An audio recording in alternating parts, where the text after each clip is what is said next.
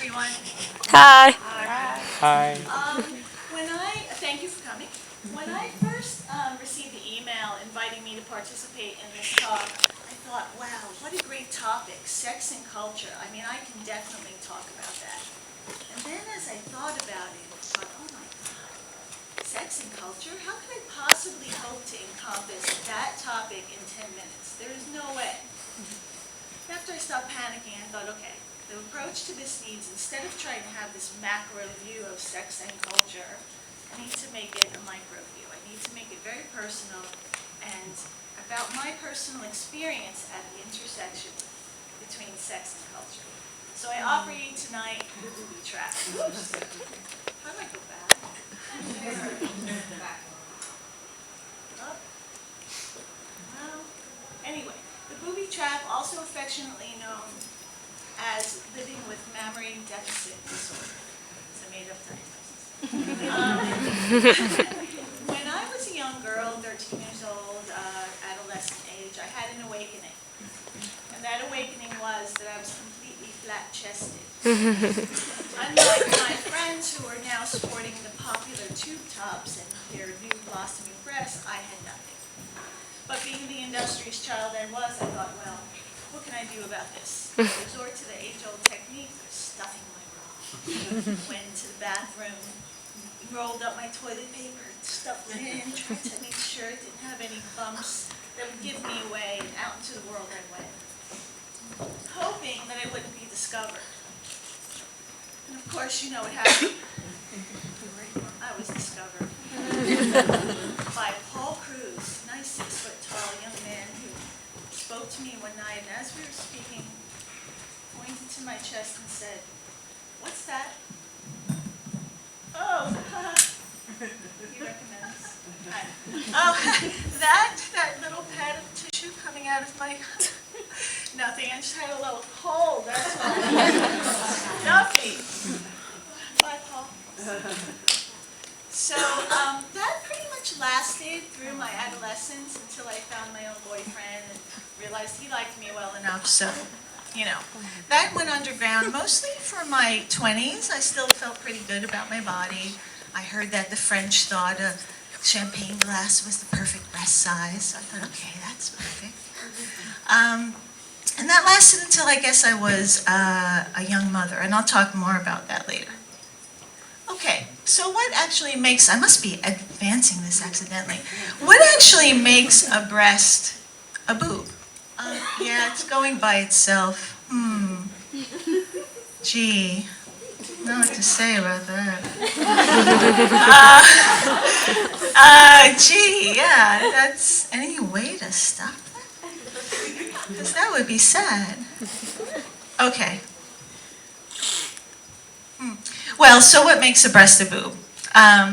Certainly it's not the breast itself, because we all know that men have breasts as well as women, but they don't get nearly the amount of attention that women's breasts do. Wow, this is so sad. There's nothing we can do about that, huh? Yeah, what should I do? Just go?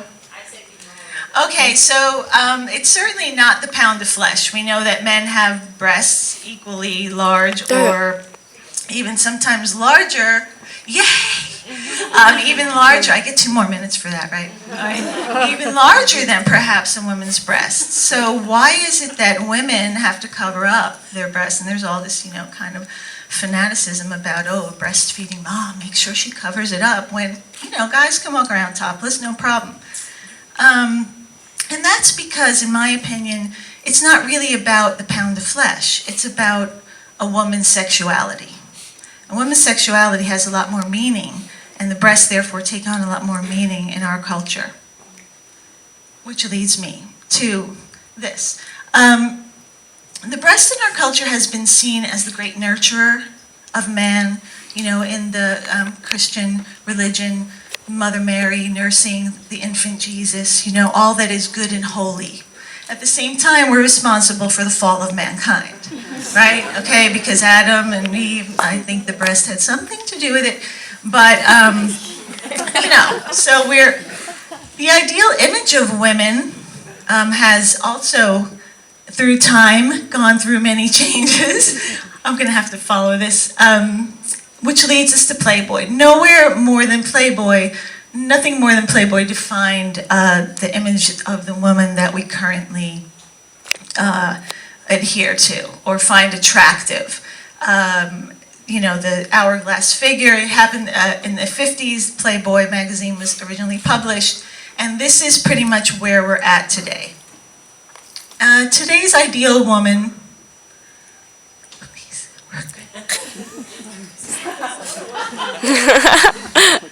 Where?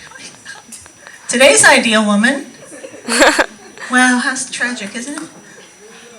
Yes, there she is, today's ideal woman. It's thin, mostly thin, but she has big, or what I consider to be large breasts. And it's okay that they look artificial. Thank you. It's okay that they look artificial. Somehow we've accepted that the artificial round, hard breast is acceptable. So much so that in 2012, 330,000 women had the breast augmentation surgery. And teenagers are also having this surgery. 8,000 young teenage girls from the ages of 13 to 19 had the surgery done in 2010. So it's a popular thing to try to be the ideal woman. But hey, we get nose jobs, we whiten our teeth, we put Botox everywhere we can, no wrinkles, you get cheek implants or cheek implants.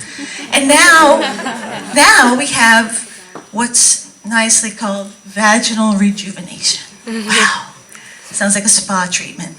Vaginal rejuvenation. Well, in fact, it's reconstruction of the vagina. It's reconstruction of the vagina to fit a cultural norm, a cultural idea of what makes the perfect vagina.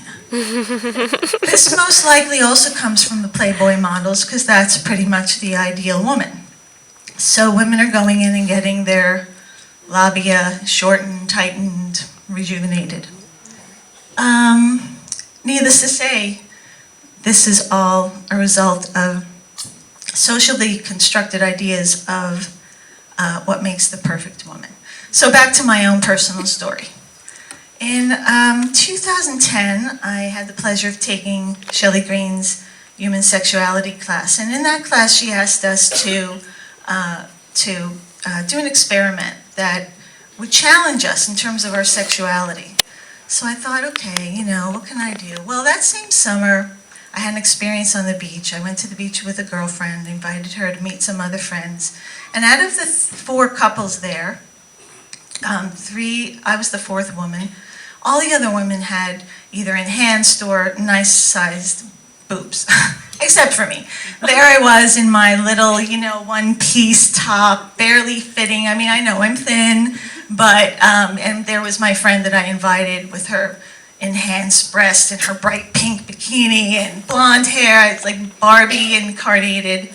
I know, right? Why were my friends with this girl? No, she's really lovely. But anyway, so there we were together, and I really felt inadequate. The fact of the matter is, I was so uncomfortable in my skin. I just felt like I didn't have the required, equipment. I didn't feel womanly. It wasn't a new experience for me. So I thought, well, this surely is the experiment I need to do. I need to feel what it's like to feel like a woman. So I went out that afternoon, went to Target, the local boob shop, and picked up a push-up bra and those, chicken cutlets, they call them, like, yeah, you see them on, Jersey Shore, I think they had featured them. Anyway, put them in, and the idea was that I would live with these for about 3 or 4 weeks and see if I felt different walking in the world with appropriately sized breasts. And I went home, put the bra on, put the chicken cutlets in, and I have to say, I immediately felt better. I felt whole. I felt like I had these phantom breasts out there that found their home. Who knew they were in Target's shelf all this time, right? Just missed that aisle, I guess. So,